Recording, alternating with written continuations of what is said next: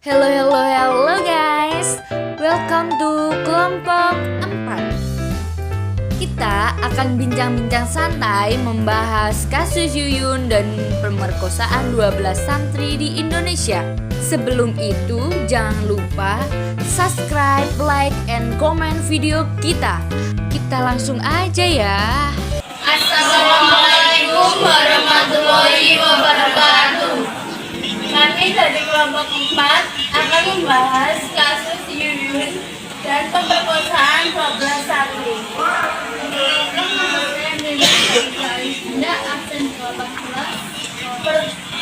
Perkenalkan, nama saya Holida Fitriani, absen 13. Perkenalkan, nama saya Rizky Ramadhani, absen 30. Saya Saudara Adrian Soni Pramuka, nomor absen 7. Saya Sedia Aurora, absen 33. Pertama kita akan membahas kasus Yuyun. Kan kamu udah tahu sih itu kasus Yuyun. Terus kalau untuk kronologinya sendiri kira-kira gimana sih? Kronologinya sendiri, jadi kurang lebih kronologinya tuh kan Yuyun siswi SMP kelas 8 lagi jalan melewati kebun dan papasan sama 14 pelaku ini. Katanya dua pelaku di antara ini kakak kelas Yuyun di sekolahan. Nah, si pelaku ini langsung menghadang dan menyegap Yuyun. Kepalanya dipukul kayu, kaki sama tangannya juga diikat. Leher dicekik terus dicabuli secara bergiliran. Kasihan banget ya. Ya, Katanya sih Yuyun udah dalam keadaan meninggal dunia waktu peristiwa itu terjadi, waktu digilir itu loh. Terus para pelaku juga mengingat dan membuang jasad Yuyun ke dalam jurang sedalam 5 meter dan menutupinya dengan dedaunan. Keesokan harinya kedua orang tua Yuyun pulang dari ladang dan langsung bergabung mencari Yuyun. Hingga malam hari Yuyun belum juga ditemukan. Malam itu juga keluarga Yuyun bersama warga bersama-sama membacakan yasin. Pagi harinya jasad Yuyun ditemukan warga dalam kondisi telanjang tertutup daun pakis. Posisinya telungkup,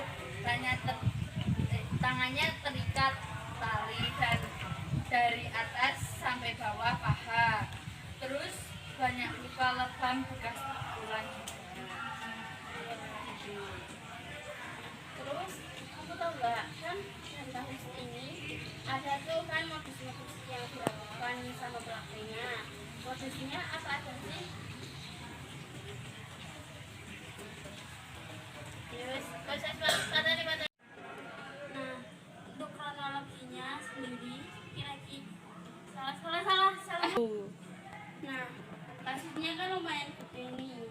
Kira-kira apa sih hukuman yang diterima pelakunya?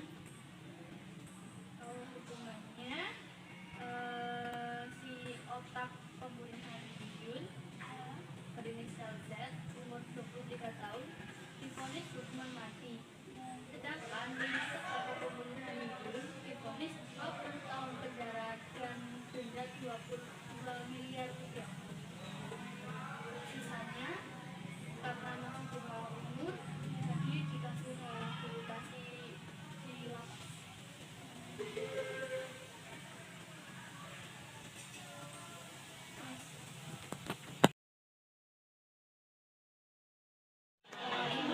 Yang pertama kita akan membahas kasus pemerkosaan 12 santri. Kita lanjutkan kemarin ya. Untuk kasus itu kronologinya sendiri itu MUI mengungkapkan peristiwa tersebut karena bukan saja telah menodai keputusan lembaga pendidikan dalam membina moral anak didiknya, tapi juga telah mengorbankan masa depan sejumlah anak yang menjadi anak asuhannya. Perlu pula kami jelaskan bahwa pelaku perbuatan tersebut itu bukan merupakan bagian dari lembaga kami MUI atau lembaga Stop. Yang pertama kita akan membahas kasus pemerkosaan 12 santri. Untuk kasus tersebut kira-kira kronologinya sendiri itu gimana sih? Diketahui pelaku berinisial HW merupakan seorang ustadz atau guru yang memberikan waktu sekolah dan ngaji secara gratis. Tentunya sebagai seorang orang tua memikirkan pendidikan anaknya dan menyerahkan kepada pesantren yang memberikan akses gratis. HW melakukan tindakan yang tidak patut pada santriwati yang rata-rata berumur 16 sampai 17 tahun. Pencabulan buruk pada santriwatinya dilakukan berulang kali selama 5 tahun sejak tahun 2016 hingga tahun 2021. Menurut pengakuan pelaku dan saksi, aktivitas dilakukan di tempat yang berbeda-beda, yaitu 9 tempat yang sudah diketahui.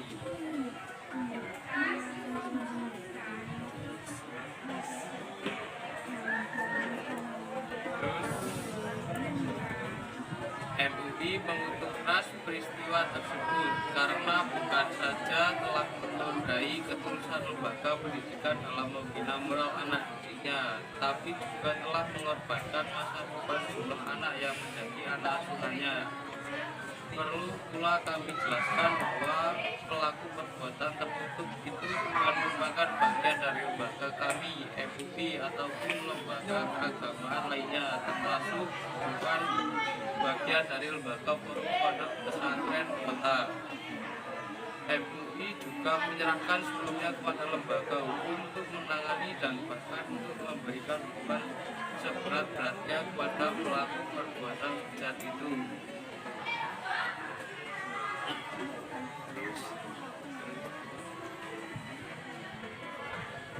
Untuk tidak memperkeruh situasi, perlu pula diklarifikasi bahwa tidak ada pihak manapun yang ikut terlibat memberikan advokasi ataupun bantuan pendampingan lainnya atas peristiwa dimaksud. Pihak berwenang pun dalam hal ini pemerintah telah menyerahkan langsung kepada UPTD PPA Jawa Barat bersama dengan PPA Kepolisian Daerah Jawa Barat untuk ditangani melalui jalur hukum. Perlu pula menjadi perhatian semua pihak untuk menjaga ketulusan kemudian lembaga pendidikan dan agar tidak terjadi kembali peristiwa serupa di masa yang akan datang. Selaku bagian dari warga masyarakat, kita perlu ikut terlibat menyelamatkan masa depan anak-anak yang telah menjadi korban perbuatan bejat itu. Stop menyebarluaskan berita buruk ini dan bahkan kita tutup aib perbuatan buruk ini.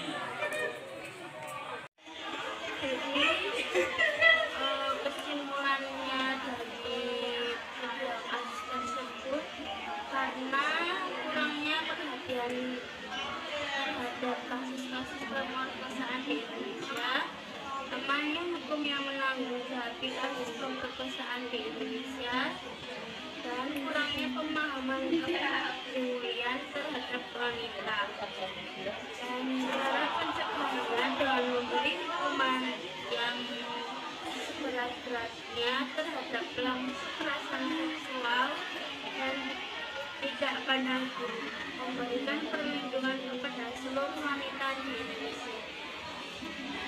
Sekian, terima kasih. Wassalamualaikum warahmatullahi wabarakatuh. Tahukah kamu apa itu kekerasan seksual?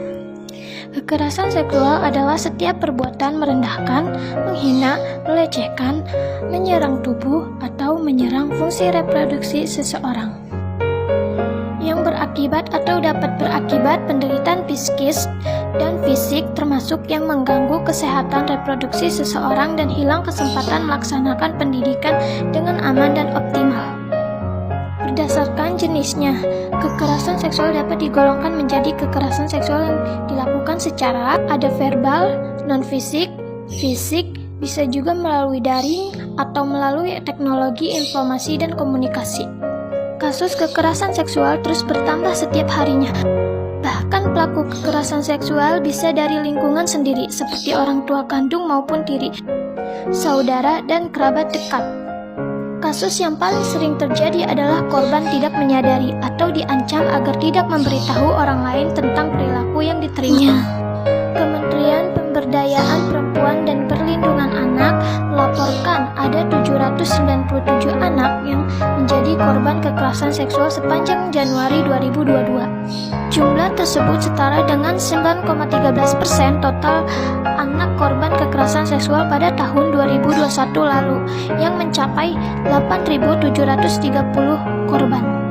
Untuk mencegah pertambahan terjadinya kasus kekerasan seksual di Indonesia, beberapa pencegahan yang perlu kalian ketahui.